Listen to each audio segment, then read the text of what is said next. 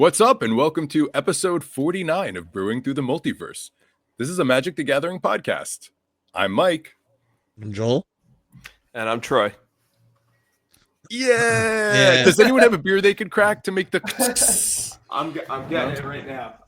All right, awesome. Because I myself am making a cocktail here. We are doing some apple juice. I just wanted to save this for the on-screen viewers. I got a beer can covered in snow here right now. Doesn't get more Pennsylvania than that. Yeah, the Pennsylvania freezer. Hell yeah. Yeah. Oh, shit. Hell yeah. Get it.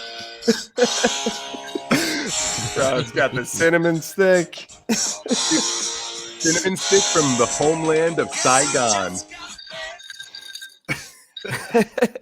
Actually, so we went out to we stayed at a hotel last night, and when we went down to the hotel bar, Jenna got a coquito drink, and it was so good. It had a cinnamon stick in there and the like sugar cinnamon around the rim, and it was That sounds delicious. Yeah, it was so good. Never had that before. Oh, sweet and delicious. Yeah. Well, guys, this is the first episode we've been all together in 41 episodes. Nice. But here we are. Yeah. Maybe even this time last year. Probably right around here. Yeah. Wild. Well, Merry Christmas, everyone. This is our Christmas holiday episode. We managed to. This is what I wished for Christmas, and Santa delivered. Aw. So, thank you. I'm with you, though, man. This is sick. Yeah. It's sick to be back. Yeah. So, are you guys playing any Magic? What do you all happen to be playing? You know I am, man. You know I am. You know I went out to go play Standard and Paper the other night. It took like an hour and 15-minute drive right after work to go to a spot to go and play. And got down there, and you know they advertise the event like it's going off for sure, right? And I get there, and I'm all set up. I ordered a bunch of cards from the shop that I went to go and play at, so it was like $150 worth of cards. And I get them all sleeved up. I was a little early, and people start showing up, and they have the event code up on screen, so I punch it in, and it says Legacy. What? And I was there for Standard because that's what they had advertised. I guess they advertised Legacy as well. There were only like 2 other people there to play Standard, so they didn't fire the event. And then the owner gave me a promo pack though with some good value in there, so it kind of covered my gas money and made the whole experience more worthwhile. So that's a bummer still, though. Yeah, a little bit, but you know, I'm going to play today at Nemesis, and excited for that. And you know what? Everything worked out, you know, because also the prices that they had on the singles that I got were a little bit better than some of the other local shops and stuff. So it was solid. Yeah. Still worked out, and I'm stoked to go play today.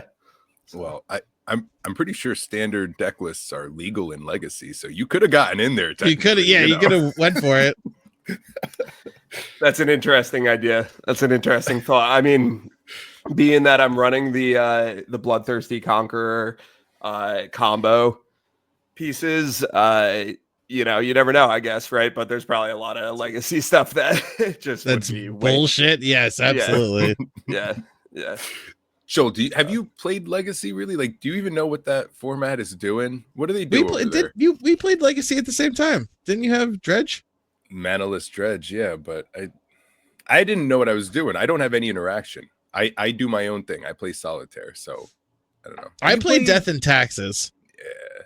So Caracasing away legendary creatures is like the greatest thing ever. All right, would you guys ever be interested in getting into wilder formats, or fuck it, keep it in Standard? I'd play Legacy in a heartbeat. I fucking love Legacy. I don't know a thing about Legacy. I would consider doing Modern maybe. Modern is pretty crazy. I think just the fact that you can run all the Lord of the Rings cards is what's appealing to me about it. That's true. All of them except the One Ring. Yeah, it just got banned. That It's too is powerful. It correct. needed to be cast in the fire. How So- wild. have the prices been dropping on that since it got banned? Or- Let's take a peek at TCG Player. I'm gonna say no because as Modern is unloading, every Commander player wants to buy. Yeah. It. I don't think. In think America. demand is still high. Right. I think the cheaper versions were like $50 at this point, right? Which is not too Wow, crazy. not search. That's not bad. I mean, that's cheaper than a Great Henge. Yeah. Really? I believe so. Great Henge is probably 60 to 80 still. All right, hold Yeah. on. The Great Henge. Oh, I think you're right about that, Mike. And then you got the special versions of that as well, the party tree from Lord of the Rings, which is a I had really cool pulled- art. Wow, market price $53. Jesus Christ. Yeah. And then the I'd pulled the promo One foil. Ring from the bundle, which is the cheapest version, is market price $52. That's not bad. That's not bad. Same do you have- price point, essentially. Near mint listed at 43. Hmm. So Oh, that it is is bad. it is dropping a little bit. So I was just going through a pile. Okay, so let's see here. You see right there, this random pile of stuff here are like old Magic cards, and I was going through looking for some lands, and there was just a One Ring sitting in there, unsleeved, unaccounted for, just sitting there. It was lost in a cave. Yeah. So that's my cue that I need to organize all these cards I have laying around now because I got value sitting here and it's not good. It's a First pile world of problems. pile of lands, and then you find a One Ring sandwiched between a Golem and a Bilbo. yeah. No, it wasn't even anything around it, just in the lands. All right, though. Let's get down to it. So I'm just super curious. What you told me, Mike, that you tried out my deck list, the Orzhov Life Drain thing that I'm doing in Standard right now. You tried that out on Arena, and you also tried out a build that Joel has been working on too. And I'm super curious what that is and what that's all Yes. about. So on first glance, when I looked at both of your decks, I thought they were pretty similar. Really, the only thing you guys are doing similar is the 4 of Deep Cavern Bats. Mm. From there, they digress heavily. Okay. So Troy, yours felt a lot more aggressive and pressured. Mhm. I had a turn 3 win, Right. or Damn. turn 4. It was a turn 1, the unsolved feast or whatever the fuck, Yeah. the hungry, and then turn 2, I dropped the essence bat, which got Essence countered Channeler. because it Yep. entered, and then turn 3, I dropped Zoraline and I attacked, and the Mhm. next turn I just swung fatal. So Nice. Yeah. it was very aggressive. Where yours is very mid range. My big question to your deck was and we'll get into both your decks ever, but all of the overlords confused me. I didn't know whether they would be good or not, and so one is with Up the Beanstalk. The overlords are phenomenal, Oh, nice. and Yeah. turn 3 doing the green overlord to get that ramp on turn 3, which because you did it on turn 3, you're gonna have that creature out on the battlefield at some point of the game, was huge. They are huge creatures. I didn't give any of them any credit for a standard event, and you proved me wrong on that. So wild how I thought they were going to be the same, and playing they were totally different. But yeah, so I don't want to talk about your decks. I want to hear you guys. Let's break into Troy's because Troy's the one taking it to paper. Okay. And I'm interested sure. about the combo. All right. So the best way to do it is get Case of the Uneaten Feast out. I also am All right, running let's read these cards out real quick too, just so there's For sure. audio understanding what they're doing. For sure.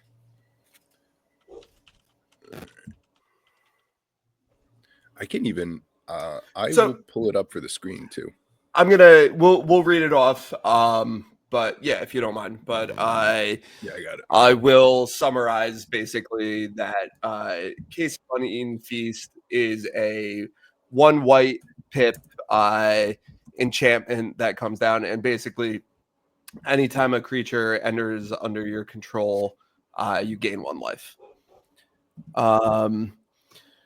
So that's kind of your foundation for the whole deck.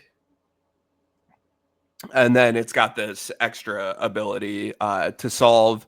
You've gained 5 or more life this turn. You can sacrifice the case, and then creature cards in your graveyard gain. You may cast this card from your graveyard until end of turn. So useful. Sometimes it comes into play late game, but I don't generally worry about that ability too much. But to get the combo off the ground, you're going to use this. Your 2-drop is hopefully going to be Starscape Cleric, which is a 1 in a black bat. And that one is whenever an opponent or whenever you gain 1 life, an opponent loses 1 life. Whenever you gain life, each opponent loses 1 life. And it's got Offspring for 2 in a black, so you can get an extra copy of it. Comes in also as so that one's a 1/1 flyer if you get the token, but they have individual triggers, which is the sick part, right? Yeah. So now your 3 key pieces, Uneaten Feast, this, and then Bloodthirsty Conqueror. Now that's 5 mana. So obviously I'm not really playing any sort of ramp in this deck, so you're waiting until turn 5 to play that for sure. So you got some other things that you're gonna most likely drop in between. Maybe a Life Creed Duo, maybe an Essence Channeler, maybe Zoraline, which is the 3 mana Orzhov bat. Whenever a bat you control attacks, you gain 1 life. But Bloodthirsty Conqueror, here we go. Flying Death Touch, whenever an opponent loses life, you gain that much life.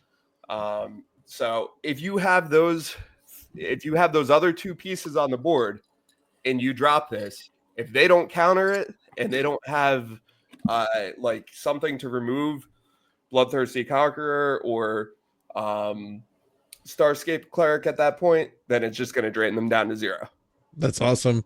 Turn 5 win. Yeah. The old Exquisite Blood Sanguine Bond combo. Right. Yeah.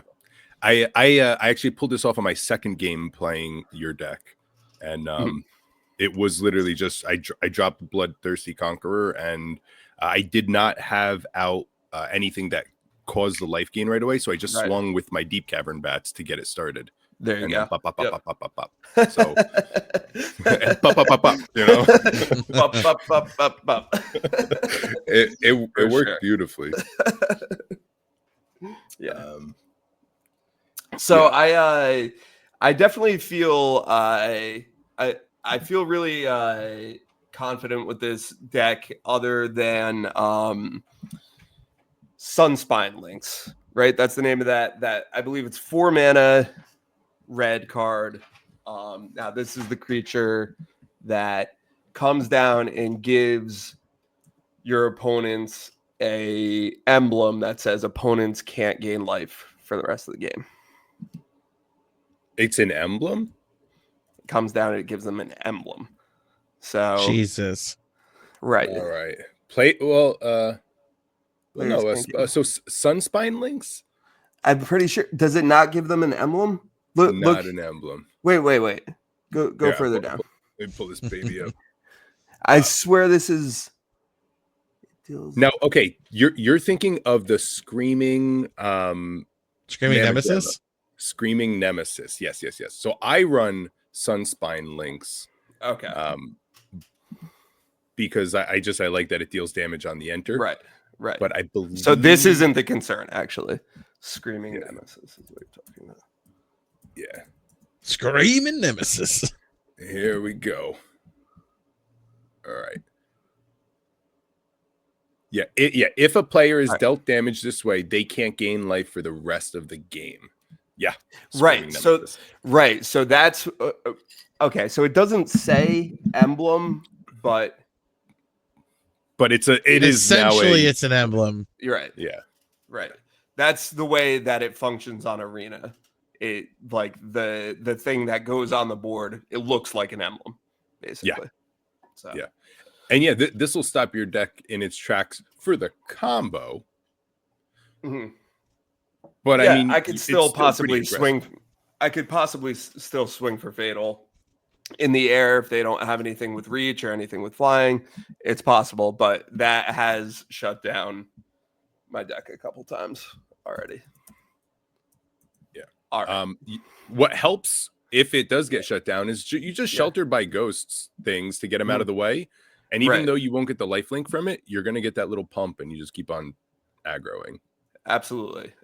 But I think in reality, any game that I've played so far on Arena that Screaming Nemesis came down, I did not win. So Well, I have to tough. agree. Yeah. The biggest problem with Screaming Nemesis is when it's dealt damage, when it dies, it'll deal damage equal to what it was dealt to you. Or like whenever it takes damage, it'll deal that much damage to the opponent. And like a lot of times I have a big creature, and if I block this, I'm taking the damage equal to the power of my fucking creature when it dies anyway. So it's either let it hit me, which hurts, or block it, kill it, but I'm going to take even more damage from that. And sometimes I'm not in the space for that. So yeah, Screaming Nemesis is a big problem, but also That's a super cool card. That's an aggressive red card, really. You know. Yeah. But it should be. That's probably like it's really more sideboard though, too, right? Unless you're already aggro. If you're already doing aggro, Yeah. it fits in like Yeah. a charm. You know, it really is just a good card. Yeah. Yeah, I mean it's a 3/3 for 3 with haste. That's That's good gonna be stats. Yeah, that's gonna be my concern going out there today. Okay. We'll see what happens with it.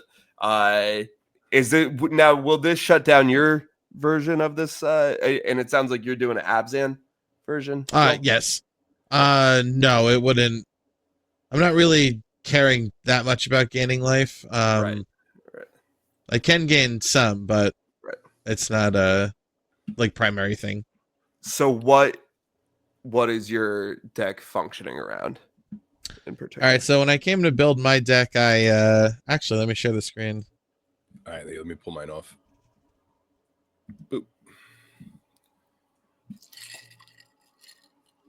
Share this. I forgot you guys play Arena on your computers. My gosh. I haven't been doing it recently because it actually just makes the computer run like crazy. This game Isn't that really crazy? Yeah. You know, I run it on my phone like bathroom porn, you know. That's the only way. Yeah. So, you know, I love Abzan and I love Nice. mid-range, and Nice. I always try to make it work no matter what I play. Nice. So I honestly just looked at MTG Goldfish deck lists to see like Mhm. what were the most popular colors in black green, because I feel Yeah. like that's usually the you know, a color that's always powerful. And Yeah. obviously Deep Cavern Bat showing up in every deck that's running black. It's like the most popular fucking black card in standard. Right. So I was like, definitely got to run those. Yeah. Go for the Throat is great removal, instant, non-artifact Mhm. creature. This guy is awesome. I love Mosswood Dread Knight. Great stats. Way better than I thought he was Yeah, going to be. Dude, Absolutely. yeah, Mm. great stats on him. Drawing the card and losing the life to keep shit in your hand is awesome. And being able to recast him again off the adventure, so you just always kind of have that in your back pocket. And then Preacher of the Schism, the other like black card that's like in every fucking deck with black in it. Yeah. What a This great is card good. this is. Yeah. I This is good. I knew it was good, and then I started playing standard, and I was like, holy fuck, like it's really fucking good. It's kind of insane. That's 3 mana. It's crazy that you could just drop it on turn 3, no problems, and then on turn 4 you're swinging for advantage. But it's a huge target for removal. If they have removal, it's going to the Schism every time. So it's hard. I don't to even keep hate out. that. Yeah, exactly. Yeah, exactly. Because it was only 3 mana. Fuck it, take it. Whatever. Because Overlord of the Baelmerk is pulling back. Preachers, or Shieldred, or Thalia and the Gitrog Monster, Mm. or Beza. I love this card also, by the way. Beza's so much fun. I loved it in Commander, and it's a lot of fun in Standard as well. It's got great stats, and helps balance you out. It's helped like pull me out of losing positions because mid range just grinds out for like incremental value. Yeah. So, but Yeah. as Mike was saying before, though, this is my favorite turn 3 play is to Overlord Put that to the ramp. impending. Yeah. And then put that into either casting one of the other lords or another overlord like just full cost because you ramped Mhm. yourself. Right. Or also depending on the fact that in a couple turns you're just gonna have a 6/5 like coming out of nowhere. So Yeah. I thought the overlords were cool when they were spoiled, and I love Thalia. Shieldred's just good. So it's basically like a hodgepodge of things I thought were cool and good in Abzan. Yeah, this Now, is are there- interesting. It's definitely looks like just a pile that you put together. like 100%. you said. What were you gonna say, Mike? I was going to say, so the thing that I really like about both of your decks, and this one is more prevalent, but Troy, I know you're always an advocate of this, is creature lands. I play aggro, so typically I don't use any creature lands. And having creature lands out won me a game for each of your decks. Because so Sunfall is a huge card that's out right now. Right. Yep. And when it gets Sunfall, when everything dies, just being able to swing in with lands. Now the Restless Cottage is a 4/4, which fucks shit up and gets rid of graveyards.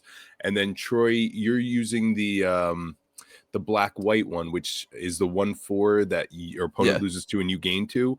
Huge for your deck. I mean, I underestimate land creatures so much, and you guys both convinced me that I got to put at least 2 of them in each deck I build now moving forwards.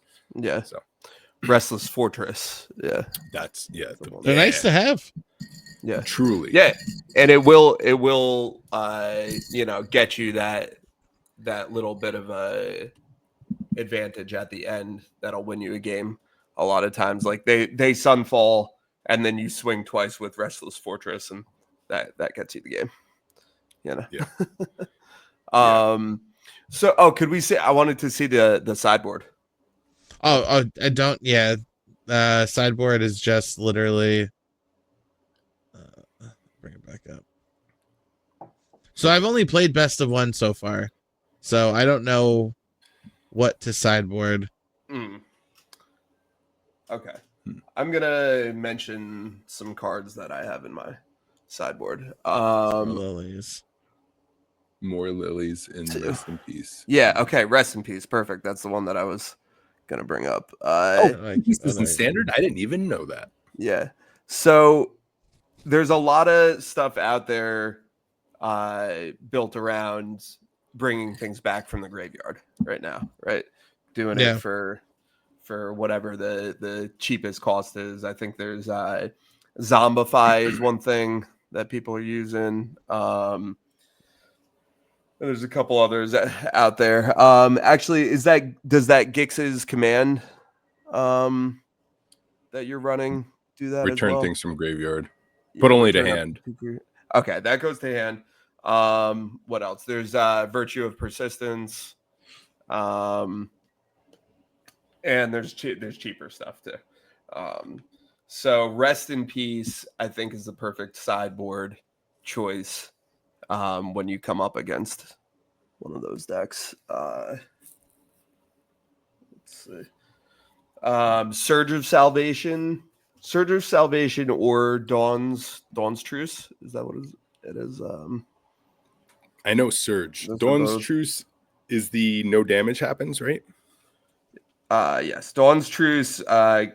Gift a card, you and permanents you control gain hexproof until end of turn. If the gift was promised, permanents you control also gain it indestructible until end of turn. So yeah. Mini Teferi. Yeah. That and Surge of Salvation. It's a 1 white pip. You and permanence control gain hexproof until end of turn. Prevent all damage that black and or red sources would deal to creatures you control this turn. So, you know, you come up against a black deck or a red deck in particular, and you're able to sideboard that in and get a little bit more advantage. Or even Screaming Nemesis. If Screaming Nemesis swings at you, you cast this. It doesn't happen, and because the damage doesn't happen, you don't get that emblem of not being able to gain life. That'll save you a turn for 1 mana. So, yeah, it prevents damage that black and or red sources would deal to creatures you control. Right. Yeah, so it still bop you. Yeah, but you could throw a creature in front of it and then cast it. That way, you don't lose your creature and you don't get the emblem yet. It'll buy you a turn at least. Something to save you from that screaming motherfucker. Well, hold on. Wouldn't it not deal damage to your creature, but your creature would deal damage to it? And then because it got dealt damage, it would still give you the emblem? Yeah, gross. Yeah. All right. Fucking Screaming Nemesis still. All right. So what I'm getting out of this is I got to run some Screaming Nemesis. Gotcha. What did I do? What did I do, Joel? Birthed another horrible creature. Yeah, shouldn't have brought it up. All right. Enduring Tenacity, I'm only running one of. It's one of the enchantment. It's the black enchantment Snake Glimmer from Duskborn. Whenever you gain life, target opponent loses that much life. Whenever Enduring Tenacity dies, if it was a creature, return it to the battlefield under its owner's control. It's an enchantment. I think they all do that cycle, right? Yeah.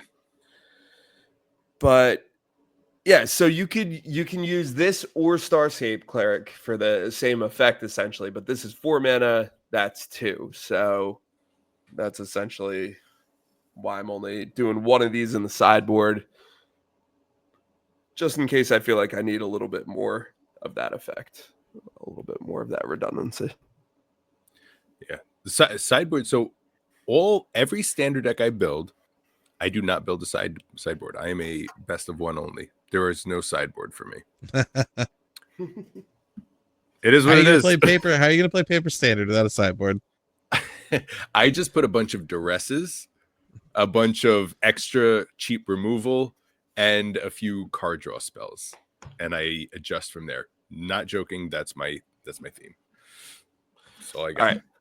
I like your graveyard removal. If I got some of that, I'll put that in there too, depending on colors. I got 2 more cards from this deck that I want to talk about, and then let's move on to some commander or something. All right. So Leyline of Hope. That's the card I want to talk about. Go ahead. Running 3 of it. Obviously, they banned the red Leyline. This one just gives you a lot of advantage from the beginning. So if you're doing this life gain thing, if Leyline of Hope is in your opening hand, you may begin the game with it on the battlefield. If you would gain life, you gain that much life +1 instead, as long as you have at least 7 life more than your starting total. Creatures you control get +2/+2. So the +2/+2 part, that it's just huge, and I gotta remember that when I go to play today, because I feel like that's easy to have that out on the board and then just forget when you hit that 27 life. Yeah, everything's buff. Yeah. Okay, here's an awesome thing that happened when I was running Leyline. So I didn't think much of Leyline. Okay, you gain an extra 1, but it's not a separate trigger. So it's not going to put an extra counter on Essence Bat. It's not going to, do an extra trigger on Starscape. So like I was a little underwhelmed by this. Right. But the +2/+2 is huge. So here's something that happened that you should know. I was at 25 life, so I wasn't at the 7 extra. I had a Essence Bat with the Sheltered by Ghosts, which gives it lifelink. So for some reason, it was a 4/2. I think I don't know, but it was 4 damage. I swung out. They blocked with a 4/4 or 3/3, so something that was bigger. When damage happened. His creature died. My creature was supposed to die, but because it had lifelink, it put it above the 7.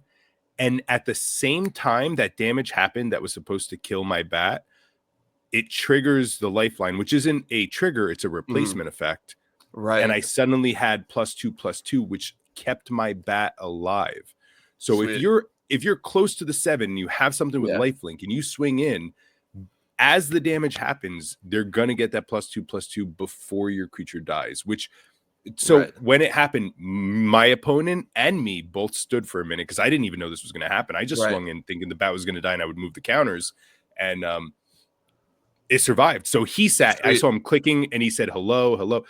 He didn't know what was going on. I didn't know, but just so you know, that's how that works, which is powerful as hell. So yeah, no, for sure. So worth it running 3. And then the next card is Alenda, Saint of Dusk. That's the other one. Yep. Yeah. All right, pulling it up. She's a legendary creature, Vampire Knight. Lifelink, hexproof from instance. As long as your life total is greater than your starting life total, Alenda gets +1/+1 and has menace. Alenda gets an additional +5/+5 as long as your life total is at least 10 greater than your starting life total. So just does so much work. The hexproof effect, the menace that it gets when your life total is just 1 greater than your starting life total. I don't know. It's a sick card. Yeah. Yeah, Alenda comes down as a 5/5 with lifelink, hexproof, and menace is really what it comes down to. Every time it is a 5/5 hexproof menace. So huge. I won with her also. I had her get the +10/+10, the +5/+5 when your life was 10. Right. And just a really good underrated card. I mean, the 4 mana seems a little steep, but it's just getting so much buff on it. But also, yeah, lifelink and hexproof from instance is also some pretty nice protection for, a 4 mana 4/4. For sure. Yeah. All the good removal spells are instant. So this pretty much is hexproof. Yeah. Yeah. I don't think the 4 mana is steep. I think it just, as you're deck building and you're trying to keep your curve low. Yeah, no, it's definitely the upper end. But then once you see how much work it actually does, it's worth it. Yeah. You have learned nothing in my absence. She's pissed. Also, can I just say Foundations has some bangers? Yeah. So many bangers, dude. There's some great cards in there. Yeah. Yeah, and they're still getting found. I mean, listen, we looked at them. The problem is there's so many sets that you can't give a full analysis, but I mean, I'm still finding good stuff. Joel, I just sent you the picture. Right of the Dragon Caller. I pulled it in a random pack, and I'm gonna build a whole deck around it. Let me pull it up real quick before we go on with our paper. No, everything's arena. I have my paper deck that I have built is Disguise, and I still think it's my fastest, most powerful deck in standard. But okay, so Right of the Dragon Caller is a 6 mana enchantment mythic, 4 red. Whenever you cast an instant or sorcery spell, create a 5/5 red dragon creature token with flying. Bro, okay, so I want to just have little creatures like Piggy Bank that make treasure tokens. That way, turn 4, turn 5, I can cast this, and then just card draw spells to get 5/5 creatures all day. So I'd like to get a turn 4 Right of the Dragon Caller, and then on turn 5, turn 6, get 3 dragons. Turn 6, turn 7, get 3 more. Just because of Foundations. I would honestly, yeah, is it? But I could see myself just doing mono red too, depending on how many burn spells. Because at the same time, you just shock them, lightning strike them, and you're dealing damage to them while making 5/5s. So my problem is I spend all of my mythic wild cards building both of your decks. So I need like a week or 2 to replenish, because the overlords were a lot. The the fucking vampire, bloodthirsty vampires was a lot, but it's a price I pay to make sure I'm up to you guys on standard. So All right. So have you guys seen Burst Lightning? yes, but what's so special about it? I mean, it's just getting a lot of play, a lot of attention, right? I don't even know really what the so let's just see if we can Boom, right there on the screen. yeah. All right. Guys, this fucking cocktail is hitting me a lot harder than beer normally does. Nice. I gotta go meet Nice. Egbert in a little bit. So See if ready. Egbert wants to have a whiskey with you. Oh, all right, Troy. I told Joel I didn't tell you. Let's just get it Yeah. over real quick. So Egbert is literally just an egg with a crown that is a special Christmas oddity, and we're gonna go visit this King Egbert and get our photos with him. That sounds So that's my goal for today. out there.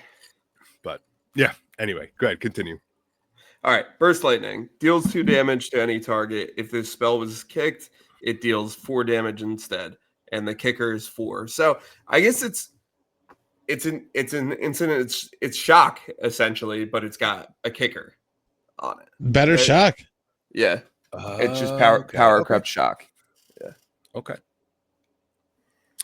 My personal favorite red removal spell is Abrade. And since that's in standard, I would run an Abrade any day over a Burst Lightning just because artifacts are always an issue for me. So if I was to run Burst Lightning, I would immediately just take it out and put in Abrade. Personally. So this actually isn't a new card. It looks like it was in Zendikar and Modern Masters. Right, we could go down. Let's see what sets is it in. Foundations, Modern Masters, Oh, geez, Zendikar. Zendikar. Yeah. Wow. But I mean, would you not say? I mean, it is better shock. Though, right? It's better shock. It's better shock. Unarguable better shock. right. Yeah. For 1 mana, this every time. But for 2 mana, I'd still run Abrade. No doubt. Only because so many creatures are so fucking big, and 5 mana to destroy a 4/4 is too much for me. I get how like it's a growth, but I don't know. All right, do you run shock? Do you guys ever run shock? If I'm in red, yeah. I love don't play- sniping a 2-drop with shock. I don't play that much red generally, but I will say that like some of the Boros stuff out there right now is really good, and Bonehorde Dracusaur, that's a awesome top end red card. Yeah, definitely. What else? Slick Shot Show Off. If you're gonna build that kind of Fuck that card. spell swinger. Well, I mean, I think that says something. Yeah, That's like yeah. that's So like an my Orcish problem- Bowmasters type of. That's the kind of card that I want to run as like an aggro player, but it's a little too aggro. It's so fucking aggro. It's so aggro. It's so good. So like you said, So yeah, good. that all that does is just reinforce the fact that it's a good card. Monstrous Rage gets so much play still in standard. Is that Monstrous banned Rage in alchemy or something? There's no E. Thank you. Yeah, it banned it's- somewhere? Yeah, I think it's It banned. is in banned Alchemy. somewhere. Yeah. Yeah. Oh So my gosh, this triggers so good. this triggers Eerie and Celebrate and all these things. Like Monstrous Rage is probably the best 1 mana instant for red like pump that you can ever get because it says 1/1 and 2/0. Yeah, it says 2/0, but it's 3/1, and the 1/1 sticks. And if it's anything enchanted, like any enchantment synergy, ooh, it'll hit it. So good. Plus card. trample. Plus And you trample. put that on Slick Shot That's Show Off, true. it gets Yeah. +2/+0 until end of Yeah. turn. Yeah. All right. So you put it on a slick shot. It'll get +2/+0 plus the +1/+1 plus Yep. the trample as well as the +2/+0 from the trigger of the cast. So that ends up being +5/+1 for 1 mana Yep. on this flying son of a bitch. Or Monastery Swift Spear. Turn And 2, you that's can right. attack with a 5/4. Emberheart Oh, Challenger. yeah. And that's why they banned that red ley line, is because it would double trigger this, It's right? It would copy dumb. this spell. Yeah. Yeah. Yeah. That's what it is. Yes. Yeah. That's a fair banning right there, guys. Well, shit. All right. Hold on. Joel, I want to go back to your deck real quick. I got a question for you. I don't have an answer. I got nothing. So Gix's Command. This ended up being the most powerful card in your deck for me personally and how I played it out. Did you put this in for removal or did you count this as like a win con? It's modal, so it's whatever you need it to be. Damn straight. Okay, so the way it normally worked for me is I would turn 2 deep cavern bats, remove a removal, turn 2 deep cavern bats, do some sort of removal, and then once they're getting their board, destroy all creatures with power 2 or less, but +2/+2, put 2/1/1 counters on a creature and gain lifelink, and it'll save one of the bats. It'll destroy everything he has. I swing in, or I just put +2 +1/+1 counters, and then I'll have them sacrifice their creature if they're running like a green big deck. So like it was removal and it protected and pumped my shit and everything. This is fucking great card. And 5 mana sounds like it's a lot, but it'll change the tide of a game in one card. Plus, so you have overlords to help get there. yeah, You can cast it as soon as turn 4. Right. Even if you like cast it, destroy each creature with power 2 or less, and then have them sacrifice their highest because they have something big too, and then your overlords eventually time out and come onto the board, and you never had to do anything for it. Yeah, the overlords are fucking great, man. They're wild. The next question about this is the Up the Beanstalk. So you're running 2 Up the Beanstalks, right? Yeah. And it's for the overlords, because obviously if you cast an overlord at its impending cost, it'll still trigger the Up the Bean cost. Yes. They're the only ones that are doing it. Do you see that you're drawing enough cards off of the Up the Beanstalks from it? Yeah, because there's there's 8. Yeah. Sorry. So same. It was kind of a trick question because like I drew so many cards off of these overlords from it. So when I was looking at your deck, I was like, I don't know about this Up the Beanstalk. Maybe it's not needed, but that ended up being a lot more powerful than I gave it credit to. Not to mention the Gixes are also triggering it, so there's actually 10 spells in the deck that could set it off. Yeah. Damn. Okay. Yeah. Absolutely.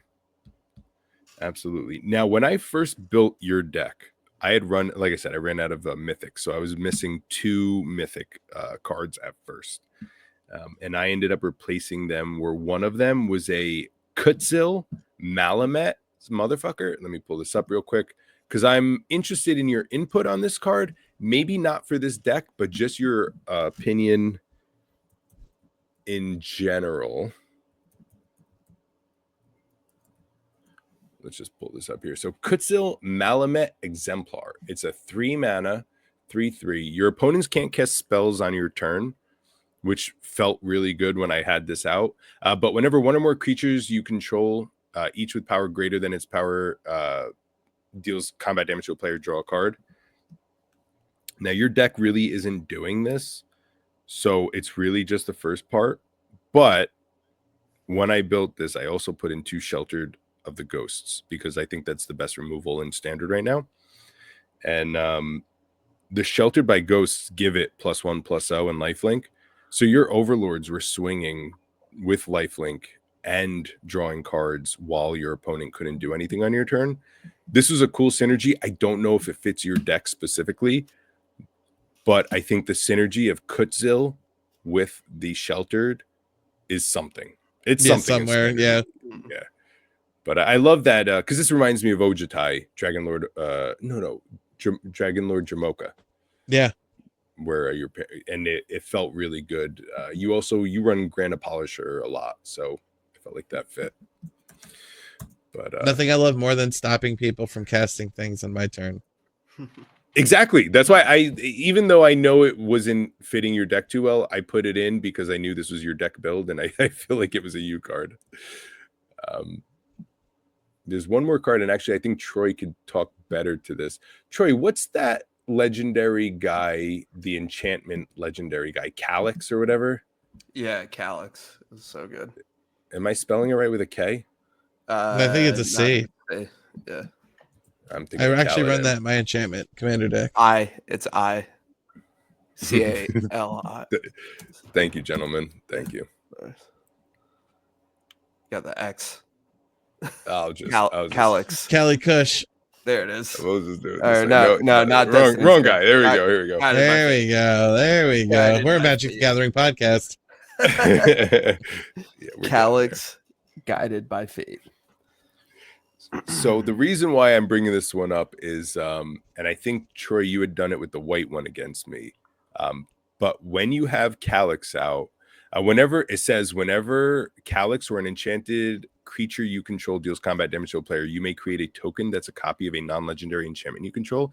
Do this only once. So if an enchanted creature or Calyx deals damage, you get a copy of the Overlord, but the Overlord doesn't come out with the impending tokens. So if you cast an impending token Overlord and then you deal damage with Calyx or something, you get another copy of that without the impending triggers, which has the ETB and it will be able to swing and everything. I thought that's a really cool synergy that Troy had done against me. Had to call it out.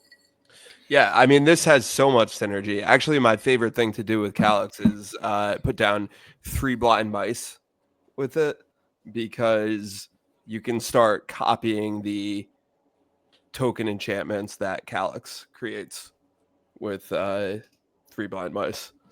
It just says copy a token, because the enchantments become tokens off of Calyx. Yeah, that's cool. Yeah, it's a little hard to get the snowball rolling sometimes with it. But it has a ton of synergy with Sheltered by Ghosts. That's the card, yeah. You can do it with Seal from Existence. Caretaker's Talent has a lot of synergy with this.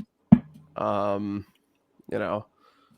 that, anything that's an enchantment, and, can has token synergy. It all just snowballs.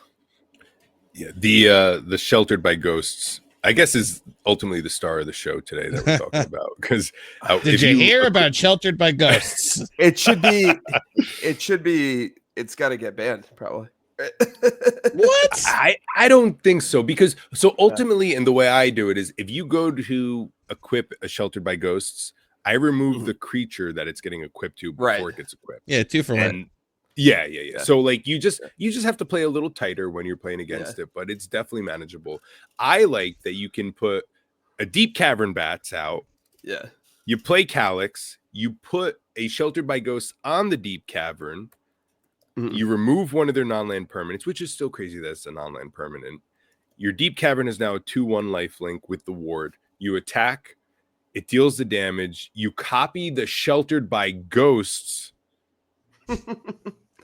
Right. And then you get another removal, as well as another +1/+1, right, as well as the Calyx is putting a counter on him because another enchantment enters, as well as he gets lifelink too. Like, him with Sheltered by Ghosts is some fucked up shit. So yeah, it's $9 right now on TCG.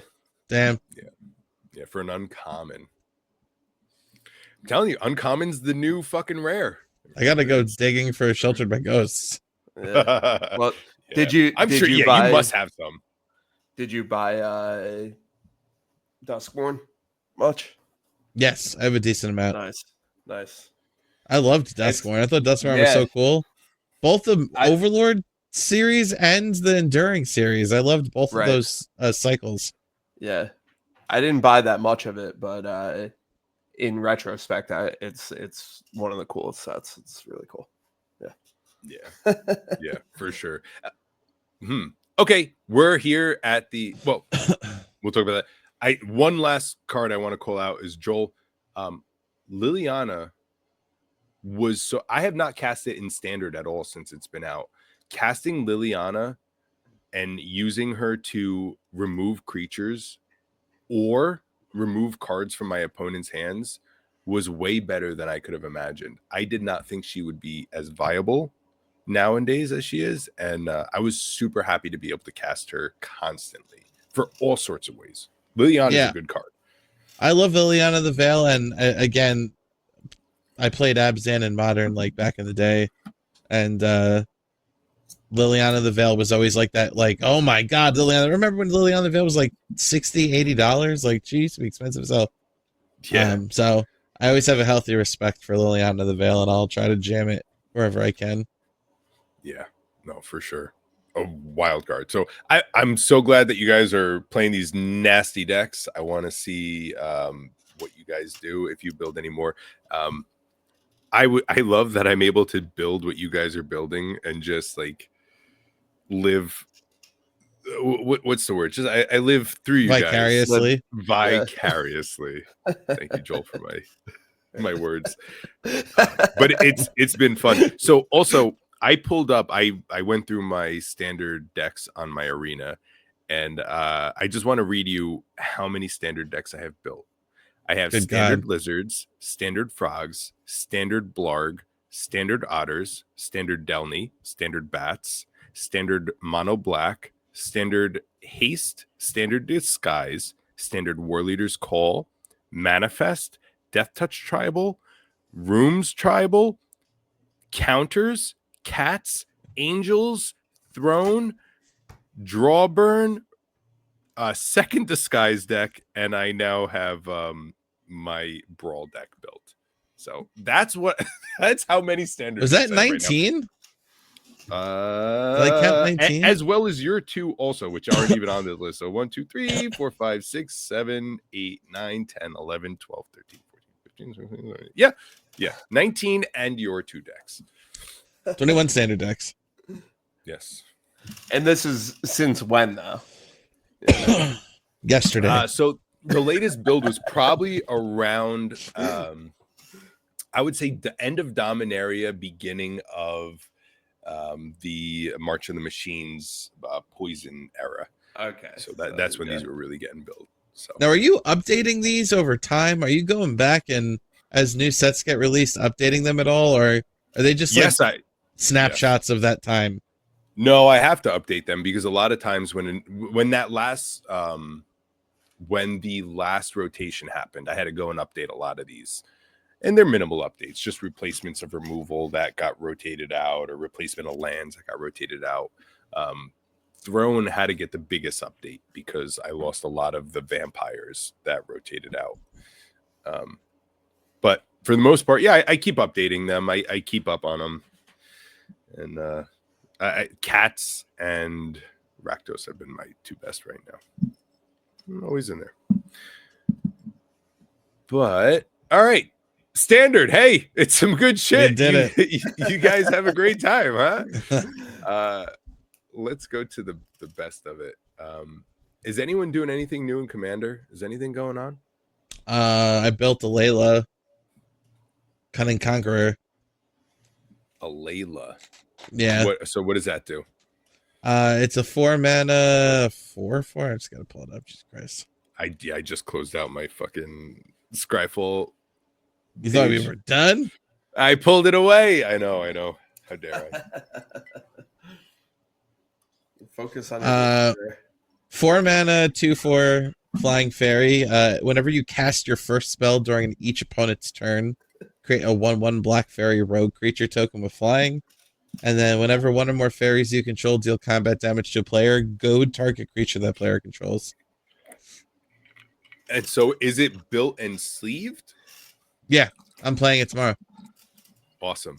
Okay, so I have my my Balloon Man in. Obviously, it's a $10 budget, but you boys got some cards laying around to update it. So I'm going to have Balloon Man upgraded past $10 for tomorrow. And then Cool. when we do our $10, I'll obviously You'll drop it down, downgrade yeah. Because I'm Yeah, still putting but the deck list together for my 10. Yeah, absolutely. It's hard, right? Yeah. It's the hardest thing you've ever done in your goddamn life. It's crazy. Yeah. I'm trying to like figure out how many like 25-cent cards I could fit in. It's gross. 25. You have to go for 10-cent cards, which is There you so go. sad. No, 14 cents a card. So if you can save money on other cards by getting nickel penny cards, you can put those cents towards, you know, you only need to get one nickel card to have enough to cover the cost of a 25 Because your basic lands don't cost anything. Right? Yes. Lands don't cost. So the rules I was given And was Commander. Commander doesn't go towards the budget, nor does the basic lands.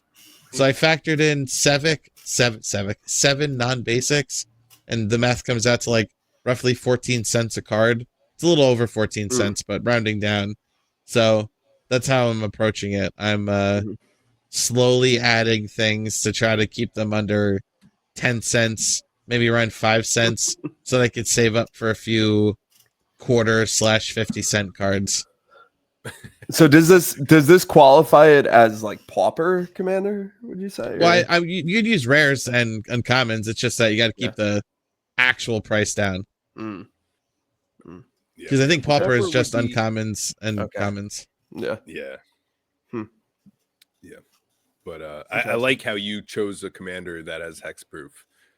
How fucking sneaky. Yeah.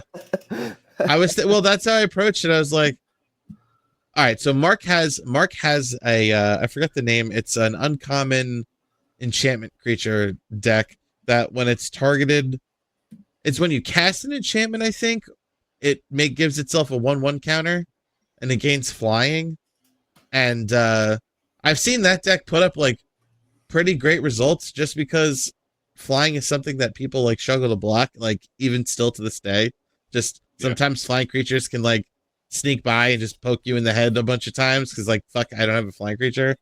So I was just trying to think of like, well, I definitely want to run something with flying because I'm not gonna have a lot of money to do anything cool.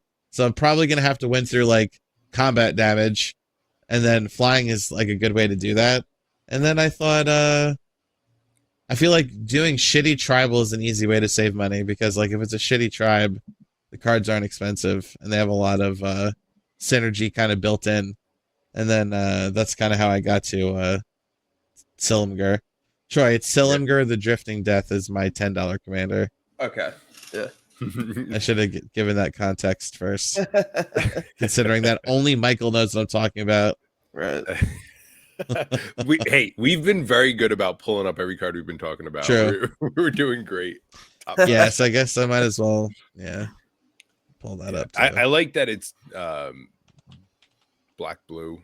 I'm excited to see what you do with it. I mean, that'll have a lot of removal. So I have white in mine, and in my $10 budget, I was able to put 2 board wipes, which was cool. So I do have a hope of getting against this if your hexproof gets out of hand. But other than that, I mean, that's going to be a hard one to get over. So you're going to have hexproof flyers. Keldon is going to have landfall fucking bullshit. And I'm going to be aggro. As we do. My God, that is a beautiful reflection of who we are as Magic players. So, That's true. I love But yeah, it. so there's that. I'm glad we're going to play tomorrow. That's fucking cool. I have one other surprise, but we'll see tomorrow. Good. I like surprises. It's Christmas. It's time for surprises. Did Kyle confirm? Are we definitely? Yeah, we're good. Fuck yeah! All right, awesome. I told them noon, right? Noon. Yeah. I gotta go do. We're casting our plans. Hell yeah, everyone! Yeah, The audience needs to know. I'm meeting my sister for the classic JC Penney's photos. of me and my sister are gonna do like the stereotypical, photo shoot, Cheesy pose, yeah. cheesy pose, matching outfits, all the good shit for my mother. Your parents are gonna love that. She's gonna eat that shit up. My mom's gonna, oh my god, my children. I'm ready for it. So that's what we're doing tomorrow. And then right after, I'll come play Magic. Hell yeah. Nice. Yeah. Sounds good. Troy, you working on Yeah. anything in Commander? No, not really. I gotta make sure my decks are, put back together because I pulled out a bunch of cards for standard and stuff. So next time we get something on the calendar, I gotta make sure I have my Slap them decks back still. together. Yeah. But no, I'm still excited to play the Ariette deck that I have Yes. in particular, and the Abzan one that I have too. It's the Hobbits. But really, there's a lot of squirrels in there because I bought that pre-con. mashed Hell them up yeah, together. squirrels and hobbits just living together in the forest. Yeah, and I'm gonna make sure I got that Rosie Cotton and Scurry Oak combo in there. Right. I got Rosie Cotton in my fucking $10 deck, man. She's a Yeah, lady there you and a go. half. That's funny that she's part of a combo. For sure. That's great. Yeah. Yep. So all right, this is the drunkest I've been doing a Hell recording. yeah. All right. I mean, this is the earliest. We're at 9:30 in the morning, so I'll do one more. And with this, as we're reaching the end here, I'm gonna put this in. I'm gonna ask you guys. So this is a whole Liquor will topic do we're that. gonna get into. Yeah. Jack always gets me. Yeah. But all right, I do want to take a full fucking 10 minutes and talk. I downloaded Spell Table. We've been talking about Spell Table for a while. I downloaded it.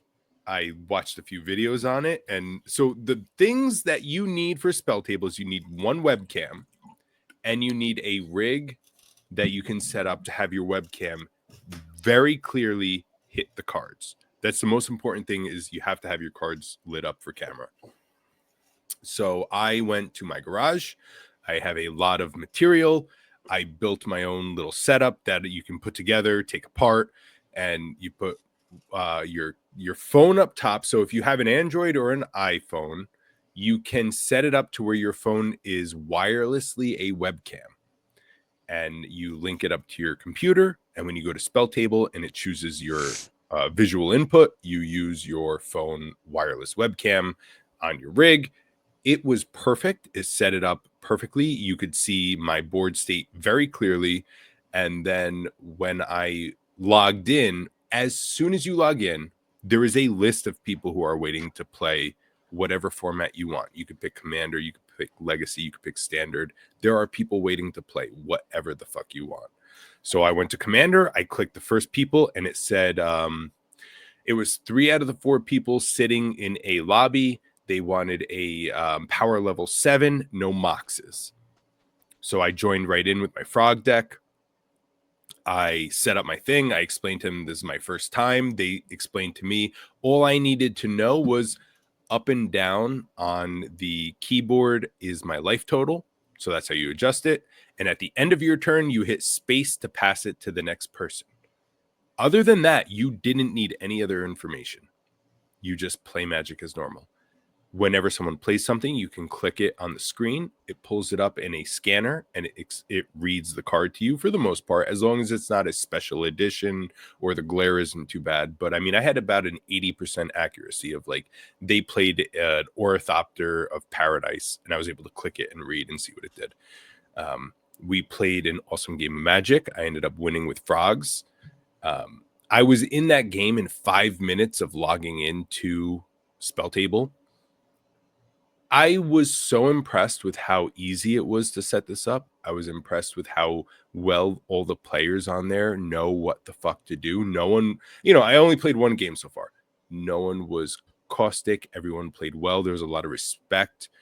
I played against Kenrith, the king, which was scary. I took him out first. I played against a pre-con from Bloomborough, which was doing the Offspring, the bird that did the Offspring. The Jeskai one? Yes, which was actually scary as fuck because Yeah, he's cool. I had to tap down his commander because he was making 12 goblins at a time with Siege Gang. I don't know what he was doing, but he was making 12 goblins. So I had to keep on tapping down his commander. That way he didn't kill me. And then the last guy, I honestly don't remember. But ultimately, so what I'm saying is I did it. I joined in. I set it up. I did the shit. Guys, Spell Table is phenomenal, and I want to set it up for our group. That way we can play together. We can do podcasts where we literally play Magic, and while we're talking, we play Magic the fucking Gathering. So we got to set this up. This was a great thing. And I built my rig. It took me about 15 minutes to build it with some wood and some screws and some drill bits and a little bit of, I had to make a shim Some with some chutzpah. Versabar. Yeah, so it's a rough build, but at the end of the day, it's sturdy as hell. And the most important thing that I wanted is to be able to break it apart and hide it in a little corner of the house without it being this huge contraption that you can't take apart. So, Joel, I'm going to build you one. It'll be here for Christmas. It's part of your Christmas present. Troy, if you are interested at all, I will happily build you one also. I would love to have us set this up. That way we can play Commander without having to migrate to location. With this all said, is there any questions you have about Spell Table? Is there any worries or concerns you have about it? Is this something you guys are into? How do you feel about this Spell Table? My only concern about Spell Table is like you'd have to be careful about like any decks that steal other people's cards, or like if you're looking at someone's hand, like how do you see someone's hand without revealing it to the rest of the table? Yeah. Well, there's definitely limitations, and those right there are the two. So you should just try not to avoid play decks those. that do that, I feel like. Unfortunately, yes, but there's a lot of avenues you can go without having to hit those two. Yeah. Things. And like at the end of the day, a lot of the reveal hand cards is to reveal for everybody. And you can also listen, we're not signing on to be fucking tryhards. We're all signing on just because we can't play Magic in any other way. Victory at any cost.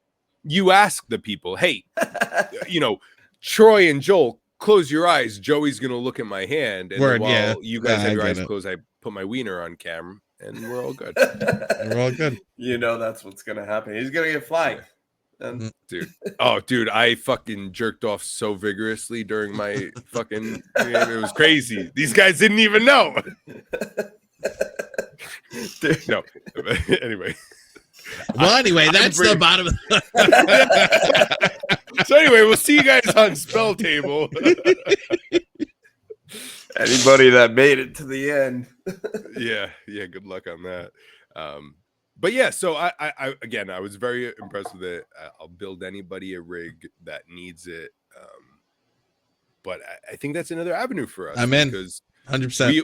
We all have a lot of limitations to being able to head out sometimes. And when we head out and we're meeting up, chances are we want to play at least 4 games of Magic. If not, this will be a way to where it's like, yeah, 8 ideally, at least. Ideally, 8, right? Yeah, is what I want every time. Yeah.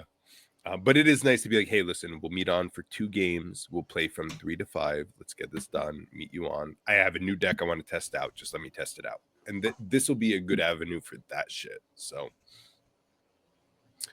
and there's a lot of ways to cheat. Also, let's just say, like when you're playing Spell Table, I could have my whole play, but then have a little, thing on the side of cards. A secondary deck of like Teferi's protections and targeted removal and board wipes that you can listen. It's always there, but you're not signing on to this shit unless you just actually want to play real Magic. Yeah. So because every time I've talked to this, or anything, it's like, well, there's a lot of shit. Joel, you mentioned how you played Yu-Gi-Oh on AOL. Yeah. Yeah, so this is where it's at, and I was super happy with it. And just remember, we're all signing on to play Magic because we want to play Magic, and no one's here to win. If you win, that's the bonus, but we're here for Magic. So I'm excited to see if we could get a game of Spell Table off before January 31st. That way we could say we did it. Fuck yeah, I'm in. Yeah. Troy, would you be interested in Spell Table? I mean, I would do it. Okay. I think part of a large part of the appeal of Commander to me is getting together, and just, the social interaction, hanging out and stuff, So I don't know that doing that regularly would be something that I would really get into, but I would try it. Down to try anything. I'll try anything twice. Whoop. My wife hates that that's one of my fucking mottos.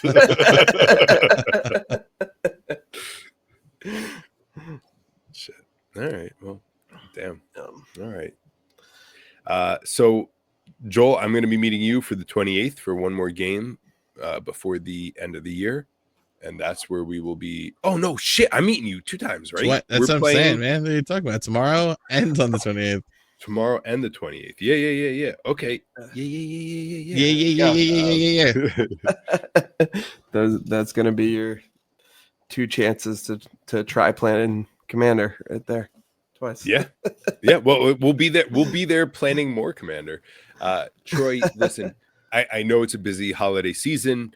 If there is a day that you can get together, well, what's going on? Try to make it. What's going on after Christmas? The weekend after Christmas and the days after Christmas, I might be taking a couple days off. Okay, so Christmas is on Wednesday, as we all know, which is the 25th. The weekend after that is the 28th and 29th. Now, the 28th, I'm going to be playing with Joel, Connor, and who's our 4th? I don't know if you have one. And Troy. And Troy's playing on the 28th. There it is. Dude, here we are. So the 28th. And honestly, Troy, before we ask anyone else, see if you can get it together. So the way it's working is the ladies are meeting up to do their own thing, and the men are meeting up to play some Magic the Gathering. So by all means, if Jenna wants to be part of it, get it in there. We can get our Magic going if she has other plans, but let us know as soon as possible, because the 28th is our Magic Fuck Fest. I think I would say, pencil me in for it, because there should be no reason why I cannot that weekend. All right. Okay. So all right. So minimum you're top 6 hour until you commitment. Yeah, at least 6. And as long as you give us the okay, I will not ask anyone else. If you give me a no, what did you say about 6? What did you say? Minimum 6 hour commitment. Hours. Yeah. Oh, I'm down for that. Yeah. And like I said, the ladies are going to be doing shit. So worst comes to worst, send all the ladies out. Go. And then if they come back and they want to play Magic, we'll play more Magic. There you go. I think she's got the kids that weekend. Are they taking the kids? Are the girls taking the kids? I don't know what's happening with the kids, but it's also not my responsibility, or obligation, or concern. So oh, sure. Definitely not. See, it's easy for me to say because like my kids will just go in a corner and watch YouTube. But obviously Melissa and Connor's child is a little bit more attentive. Literally a baby. Yeah. But we'll see. Listen, everything's always on the table. That's the beauty where we are in our time right now, and that's why Spell Table might end up coming in handy sometimes for us. Just, hey, yo, the ladies are out. Let's meet up real quick before anyone knows. Play a game before dinner. So, all right. No, I'm excited. Let's do it. Yeah. All right. Cool. That sounds good, gentlemen. I am fucking wasted. I'm at the bottom of the glass. Cheers, everybody. This is a problem. You guys are witnessing the start of a problematic Saturday.